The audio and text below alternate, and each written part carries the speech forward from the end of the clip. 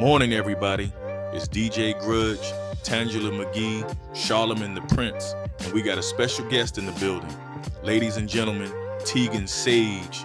Good morning, you guys. Thanks for having me. How you feeling? I'm feeling good. A little nervous. Your team told us you were nervous, but you ain't got nothing to be scared of. We'll take good care of you. I hope so. I know y'all be up here talking shit. We just like to ask the hard-hitting questions. Right. I know. I'm just playing. Now, we gotta jump right into it. You just dropped the deluxe edition of Chaos Theory, and people are loving it. Let's talk about why you decided to drop this so soon after the original. Yeah, I dropped the original Chaos Theory a few months back, and it really dove into heartbreak and redemption, you know? I was in a heavy space emotionally, and the album was about working through it. But what most people don't know is that I was pregnant during most of the whole rollout. So I didn't really get a chance to promote the album the way I wanted to because I was keeping the pregnancy under wraps. So the deluxe is kind of my second shot. It's got a sunnier vibe. It really leans into the redemption side of things. And I want to share that part of the journey with my fans. Congratulations on the pregnancy, by the way. That's a big thing to keep secret, especially with everything going on around your career. How has becoming a mom changed the way you approach your music? Thank you. Yes, wild. It's definitely made me think more about legacy and what I want to leave behind. I feel like most parents will tell you that. It's not just about me anymore. So when I was making the deluxe, I was really in a place of joy, gratitude, and closure, like I'm moving forward with peace. That makes sense. And the fans can definitely feel that shift. The deluxe has this uplifting energy, but we still got to address some things, Teagan. I don't know if you've heard, but Lauren Rivera, one of the co-hosts on The Sims Real, has been real vocal about you lately. Yeah, she's been talking crazy. She says you're not transparent enough, and she thinks you're painting your ex, Harrison, as some sort of villain in your music. What's your response to all that? I did hear some of that. Yeah, look, people are always going to have their opinions, especially when you're in the public eye.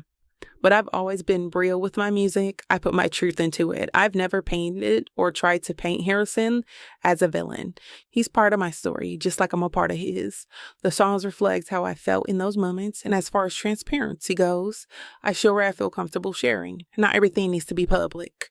Do you think Lauren's criticisms are more about wanting to know everything, or do you think it's because of the way people perceive your breakup with Harrison? Because she did say he was a big part of your career early on. I think it could be both. People want to dissect every detail of your personal life, especially when there's a relationship involved. But my career was going to happen, with or without Harrison. Did he help me early on? Sure, but that doesn't define me. The reason I'm here is because of my work, my talent, and as for why we fell out, you can be friends with someone and still realize that some people aren't meant to stay in your life forever. So, just for clarity, did Harrison help with your career in the way people think? I don't even know where this narrative came from. He helped in the sense that he was there during the early days, emotionally supporting me. But I was there putting in the work, putting in the long hours. And I was putting in work long before we met. People sometimes confuse presence with contribution, and they're not the same thing. Right? So I actually took some time to listen to the album. Ooh, okay, so you already heard the album. And I was surprised to hear you rapping a little bit. Since when did you start rapping? So I've always tried to rap. I've been trying to perfect it, honestly, because I actually enjoy rap music, but I don't want to include myself in it not be good. I dabbled a little bit. I rapped a little bit on my tour, but yeah, I wanted to take it a little bit more serious on this deluxe part. And I had a few songs and I was like, you know what? I'm just going to put it out. Wait, so like you rapping? On a scale of 1 to 10, how good is it? So I don't want to get anybody's hopes up. I don't want anyone to have this big expectation of me. It's giving very much cutesy, we're just baddies, pretty girl rap. Your sister Phoenix has been in the press a lot lately, and not necessarily for her modeling career, but because of the men that she has been linked to. What are your thoughts on the negative press she has been getting around her dating life? I actually feel like the negative press is unwarranted because I don't really see the big deal of her dating around. That's what you're supposed to do when you're young. You know what I'm saying? If my life was different, I would have dated around a little bit more, but that's just not how it worked out for myself. But honestly, she's doing it the right way. She doesn't have any kids. She has a beautiful career that's starting. I think that it's all about having fun. You don't think that dating around is going to give people the wrong idea about your sister? Every outing she's seen with a new guy. I think that the press can be very dramatic when it comes to outings. Nobody knows the in and outs of those sightings. I can tell you right now that one of those men is a love interest, the other two are friends. I think that we just get kind of caught up in the how it looks, the optics. We don't get caught up in the facts, and I think that we should really get into the facts more. You sound like you're tired of people judging your sister. Of course, I'm going to be tired of it, because obviously I know her better than the world knows her. Back end of the day, we know that this comes with the territory. We talk about it all the time. She's going to be fine. I'm going to be fine. We just got to continue to live our life. Every time something happens in the press, I see Amari's growing hate for the paparazzi. Just a few days ago, I saw him take to Twitter to discuss the drones flying over y'all's home. Yeah, Amari enjoys his privacy, and I don't blame him. We have very public careers. People are always watching us in our respective careers. So it is a little crazy when we go home and it's supposed to be a safe space for, us and our children, and there's literal drones flying over the house, and they're loud. Let's talk about that. Drones are loud, and it is crazy for them to fly the drones over you guys' home. How does Amari feel about the press when they constantly try to push this narrative of you still being stuck on your ex Harrison?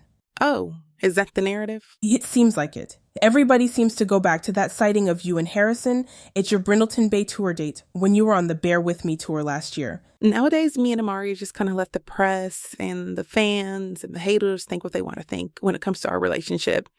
Obviously, in the beginning of our relationship, me and Amari made the mistake of trying to kind of prove ourselves to everyone because obviously our relationship moved kind of fast. But now that we're really settled into our relationship and we're comfortable where we're at, we just only do what's right for us.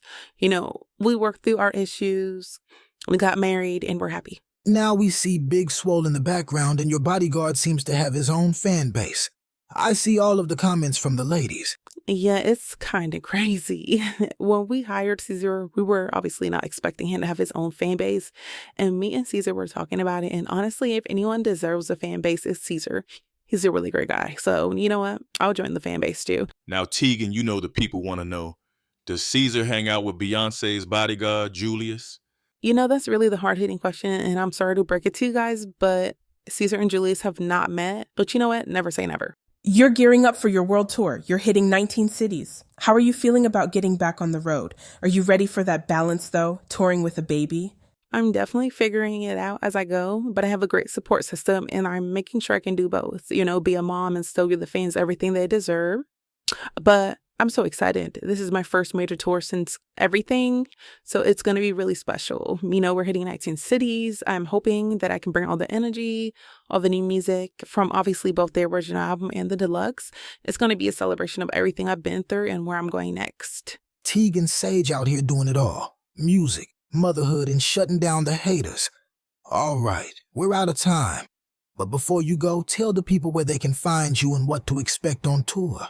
So you guys can follow me on all my socials. And as for the tour, just get ready to feel every emotion from heartbreak to pure joy.